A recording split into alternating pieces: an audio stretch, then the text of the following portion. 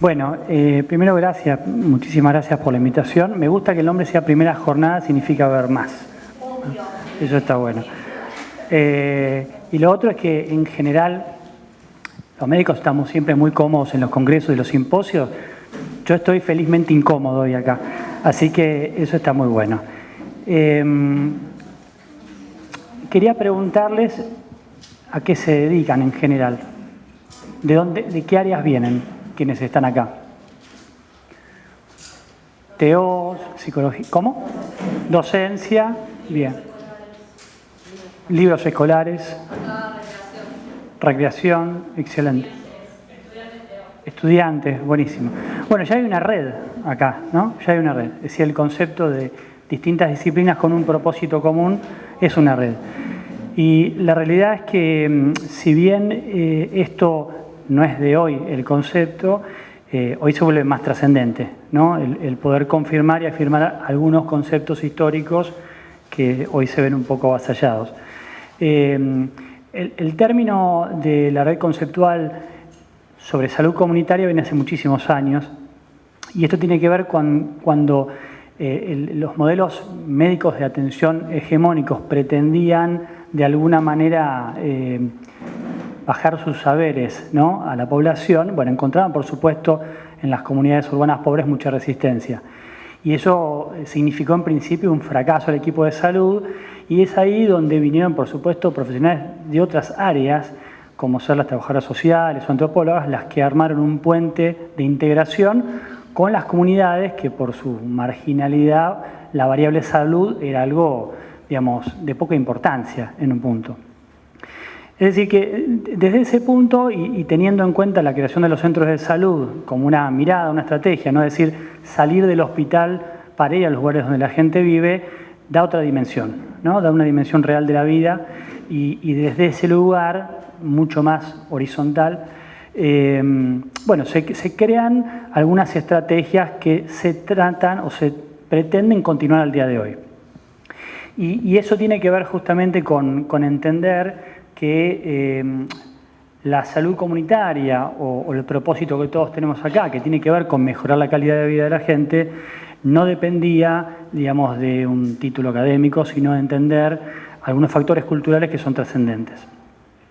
Es decir, que la red se armaba desde ahí, ¿no? Desde la indisciplina, ¿no?, de los distintos problemas, que justamente no se podían abordar con una mirada única. Y justamente el concepto de interdisciplina o transdisciplina trata de integrar las distintas miradas con un propósito común, pero al mismo tiempo que tengan todas el mismo peso específico. Y eso es importante. A diferencia por ahí de la pluridisciplina, donde cada uno tiene su mirada, pero no se integra con la otra. Y esto fue muy importante para crecer como estrategia, ¿no? Cuando hablamos de prevención, justamente estamos tratando, y como se hizo en su momento, formar líderes barriales, ¿no?, agentes de salud, que puedan de alguna manera establecer este puente y poder empezar a trabajar desde ese lugar. Así que bueno, nosotros trabajando en un centro de salud en Ciudad Oculta, intentamos sostener ese tipo de, digamos, de estrategias con las nuevas morbilidades o con los nuevos problemas muy complejos, pero entendiendo también que hay que armar redes locales, ¿no? Es decir, no esperar grandes soluciones porque no las hay, sino uno a uno, que es lo que hacemos cotidianamente. Y habitualmente también nos forman en un sistema muy hermético, ¿no?, de búsqueda de soluciones, muy del algoritmo que ahora está de moda, y la realidad es que no pasa por ahí. Siempre buscamos como accesos alternativos para lograr un objetivo común que tiene que ver con el acceso a ciertos dispositivos.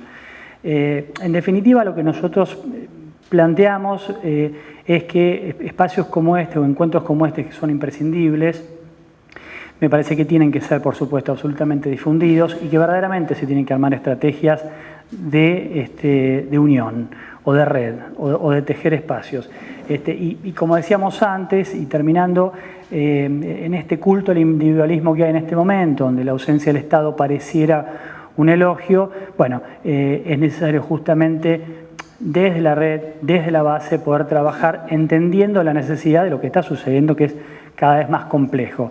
Neurodesarrollo no es un tema ajeno, digamos, el desarrollo infantil, porque obviamente que los condicionantes medioambientales siguen siendo los históricos pero agravados, ¿no? La nutrición, la vivienda, la vestimenta, las actividades recreativas, ¿no? Son los que se ven cada vez más dañados y por supuesto que las infancias y las familias no son ajenas a eso. Los pediatras no vemos niños, vemos familias, los chicos son como vectores que nos permiten penetrar ahí en el grupo familiar y tratamos de tener justamente esa mirada amplia para intentar desde esa semiología, bueno, hacer un abordaje, ¿no? Hay una frase, una vieja frase que dice curar a veces, acompañar siempre. Así que bueno, en un punto esto era lo que queríamos decir, que intentamos sostener desde lugares donde las dificultades son cotidianas, ustedes lo saben, y en desarrollo infantil, por supuesto que desde hace un tiempo mucho más, pero además con formación académica, con mucho fundamento, y por eso acá está Rosario. Bueno, ¿qué tal? Buenas tardes.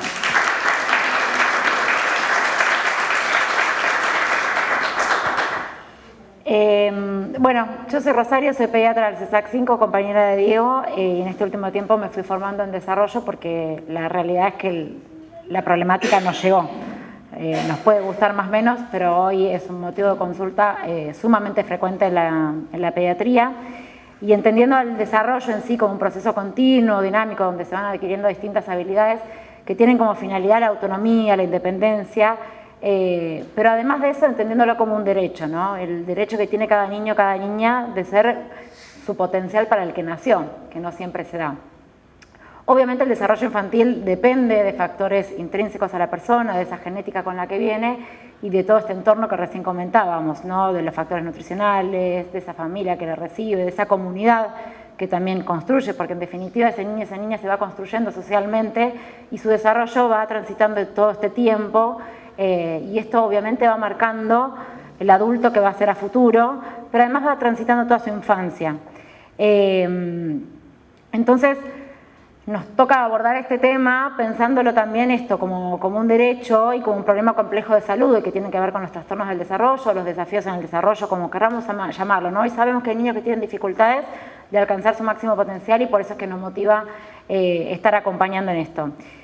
Sabemos que todos los desafíos del desarrollo hoy son la principal causa de discapacidad en los niños, ¿no? Y la condición crónica más frecuente que tienen los niños y las niñas, y que todo esto obviamente va siendo complejo a través de las multidimensiones de la discapacidad, porque obviamente no es lo mismo ser discapacitado en una familia que por ahí tiene acceso al sistema de salud, en aquella que no la tiene. Si además es una familia monoparental, se complica más. Si además de eso el sistema de salud es expulsivo, porque la persona que me recibe no tiene turnos. Bueno, todo esto va complejizando la situación. Y insisto mucho, porque me parece no menor, en el medio va pasando el potencial de esa persona, ¿sí? Esto no quiere decir que haya que ir urgente a hacer algo ya, pero sí sabemos que las intervenciones oportunas en el momento determinado y con los profesionales que nos puedan acompañar son necesarias, porque también, si bien es el potencial de cada niño y está condicionado por ese entorno, el niño tiene la plasticidad para recuperar su trayectoria de desarrollo, ¿no? Entonces, esto también es importante para nosotros como pediatras, no solo acompañar y estar contemplando si hay alguna dificultad, sino que no podemos dejar pasar el tiempo, ¿sí?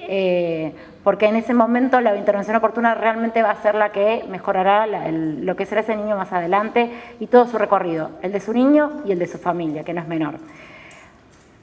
Es real que el sistema de salud tiene un montón de condicionantes alrededor también. Nosotros somos médicos de planta, de un sistema sanitario al que pertenecemos y sabemos también las limitaciones, aunque estemos a media cuadra del paciente. Estamos a media cuadra del paciente, pero hoy las agendas tienen que ver con un acceso telefónico que muchas veces no te levantan el teléfono, no te atienden, o los turnos son muy acotados para que nosotros podamos hacer una mirada integral de ese niño porque nos exigen ver determinada cantidad de niños. Pero somos actores de ese sistema de salud y de alguna manera si nos quedamos en la queja y pensamos que, bueno, no me están dejando hacer lo que voy a hacer y miro para el costado, de alguna manera somos cómplices. Y eso es un poco lo que nos convoca a nosotros, ¿no? A no ser cómplices de ese sistema, a buscarle la vuelta, a encontrarlo y obviamente a construir red, porque lo venimos diciendo, no voy a decir nada nuevo, desde las 10 de la mañana creo que todos dijimos lo mismo, la salida es colectiva y es en red. Pero esa red hay que construirla también, digo, ¿no? Me parece que esto es importante, entender quién es quién en cada red, obviamente con una mirada horizontal, no marcando quién lidera esa red, que por ahí tendrá o no alguien que la lidere, pero sino con esta mirada horizontal de que el otro también tiene un rol fundamental que me complementa, tiene un saber que yo no tengo, tiene una mirada distinta de un montón de realidades, porque realmente si creemos que estos problemas tan complejos podemos abordarlos solamente desde la medicina, vamos a caer en un vacío total y en una soberbia que claramente no lleva a ningún lado. Entonces las construcciones de estas redes tienen que ser sostenidas, reforzándose cotidianamente y pensando un poco en esto, ¿no? En no quedarnos en la queja, que a mí me parece que es algo necesario. Se habló mucho de todo lo que tiene que ver con los tiempos que estamos viviendo, el individualismo, la meritocracia, pero también hay que asumir que uno tiene responsabilidad en esto, ¿no? Y frente a esto tiene que tomar un rol y hacerse cargo de lo que le toca. Me parece que un poco la red invita a esto, a que cada uno tome un rol, a que se haga cargo de ese rol, a que se complemente con el otro, a que busque la cotidianidad del vínculo, porque es ese vínculo el que está construyendo la red, y un poco ahí aparece San Cayetano. Ahora sí, llega por los vínculos informales, gente que uno quiere, que la trayectoria te va habilitando caminos. Yo también lo voy a decir, Pablo Cafiero habilitó mi camino, después me acompañaron obviamente desde el CESAC y creyeron que podía hacerlo. Las chicas del Garrahan también me dieron la oportunidad, no es menor. Entonces, esos vínculos que terminan siendo amistades, vínculos de gente que uno quiere mucho, que respeta y admira mucho, también construyen vínculos que habilitan a construir esto. Y llegamos a San Cayetano así, Pablo dijo, che, Filo se fue a San Cayetano, ¿y nosotros qué hacemos ahí? No sé. Bueno, llamamos, nos escuchamos, dijimos, bueno, ¿qué podemos hacer nosotros por ustedes? ¿Qué pueden hacer ustedes por nosotros? Me causó gracia porque yo estoy re agradecida que por fin mi parte de salud, yo cada vez que levanto el teléfono digo, chicas, les mando una bomba, a ver si la atajan. Y siempre, y esto lo digo en serio, porque realmente siempre es, sí, mándalo. Y es un montón, sí, mándalo, porque no es sí, mandalo y sé que va a llegar a la puerta y no va a haber respuesta, porque eso también a veces pasa. Sí, que vaya al hospital y que saque un turno. El sí, mandalo y alguien que lo está esperando, que está esperando ese niño, esa niña, esa familia, y que amplía la mirada enormemente. Nos ha pasado de mandarnos audios con Cata de 3-4 minutos. A mí la mamá me contó tal cosa, no, a mí me contó tal otra. Entre las dos construimos realidades que ninguna había podido completar la mirada, o sea, de lo que era el diagnóstico de situación, porque necesitamos de escucharla a la otra, ¿no? Y escuchar qué había pasado en cada lugar.